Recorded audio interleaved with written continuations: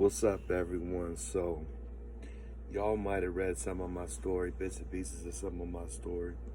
So, I'm going to make a video about my upbringings and run-ins with the law.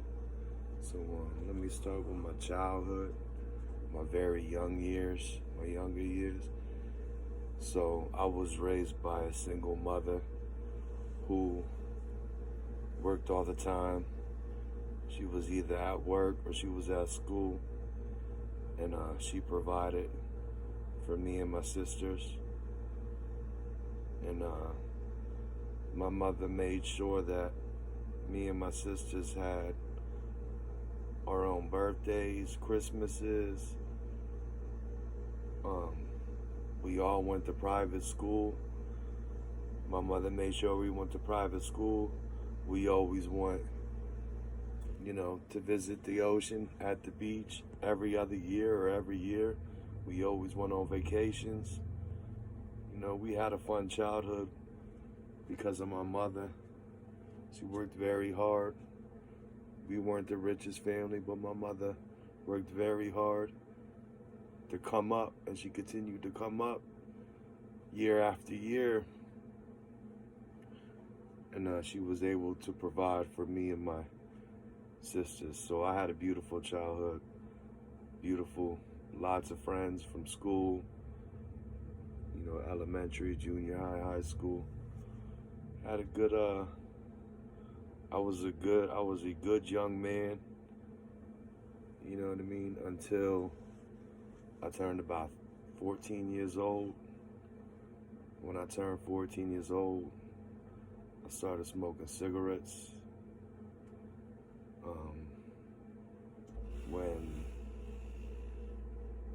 When I was 14 years old, I started smoking weed, and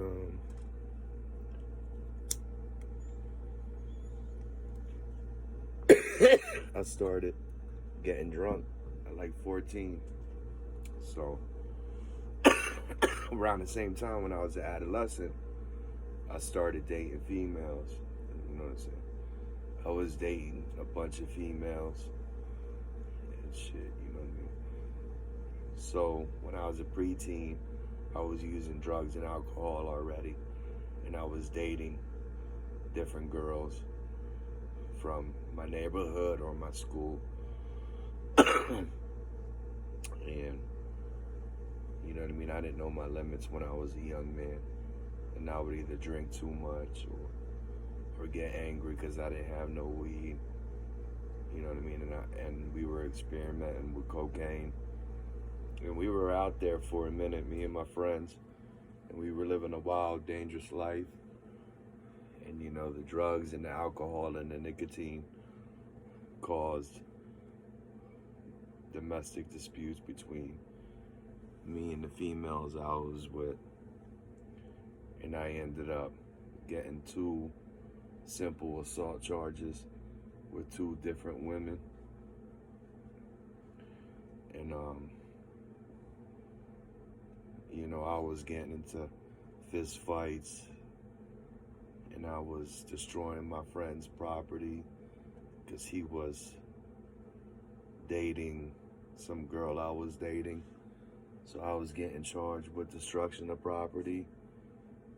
I was getting charged with a couple simple assaults because I was hitting on my 2 chicks, and I was getting to a lot of fist fights with my friends. So one evening, me and my mother ended up getting into an argument over drugs or alcohol. I wanted to use, and she just wanted me to leave. And me and her got to a fight. Me and my mother got to a fight. Around the same time, me and these females I was with from high school and around the neighborhood, we was getting into fights.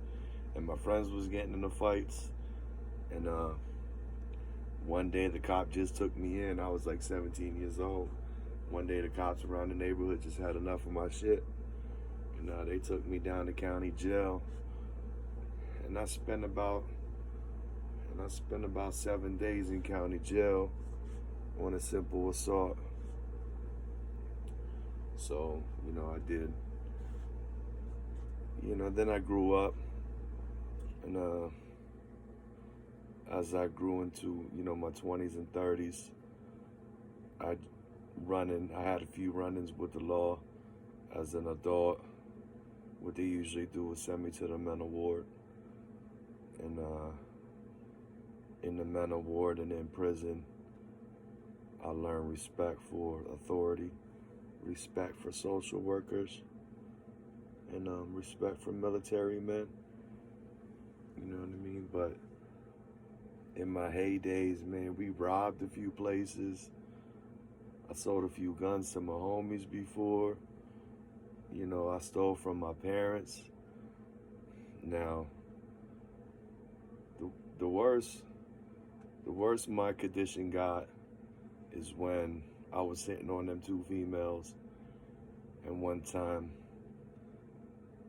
somebody was breaking in, and I hit him so goddamn hard, I thought he wasn't going to make it, And like everybody says, you were just protecting your family and whatever. And I was just protecting. I swear to God, I was just protecting my family. But I hit him so goddamn hard, I didn't think he was going to make it. All right, so I had to live with that PTSD. That aggravated assault charge, I guess, that I was never charged with. But, during my time at the mental ward, when I was stuck in the mental ward and they was holding me, I'd usually get too drunk, end up getting arrested, and then send me to the mental ward. So during the mental ward, I try to be honest, like I'm being honest and open about my background. This is how I'm talking to the social workers too, and the lawyers, and I try to tell everybody the same story. But my whole life I was dealing with dyslexia. I was dealing with drug and alcohol abuse problems. And like I said, I was breaking the law. And but one day I found God. One day I found confession. One day I started taking my mental health seriously. And the day that I got that aggravated assault is the day I stopped drinking for like 6 years, because I knew that alcohol was destroying my relationships with my family and friends. And I know when I hit a certain age, I finally realized that drugs and alcohol and nicotine are causing me to hurt people around me, people that I care about. So I just want cold turkey. And I stopped drinking. And I learned my limits. Like I said, I started taking my mental health seriously. I started taking my mental health medications. I started studying about different religions around the world. Started meditating. And I used rob places, rob people, and they'd rob me. They'd come at my house and destroy my mom's shit, and I'd find out where they live, and we get into beats like that, and try to steal each other's drugs, try to steal each other's money. You know what I mean? But I just found out in life, if you're nice to people, they'll be nice to you back. But if you're ignorant to people, they'll be ignorant to you. So if you want people to be nice to you, then be nice to everyone, and everyone hopefully will be nice to you. But I know if you're causing a bunch of fucking trouble, trouble's going to find you. So do unto others as you want done unto yourself. When people leave you alone, stay out of trouble. You know what I mean? Definitely stay out of trouble. I don't use narcotics like I used to. I only smoke weed anymore or drink alcohol. So I used to use narcotics, but I had a beautiful childhood. Just got wrapped up in some shitty deals. I'm just asking for a second chance, really.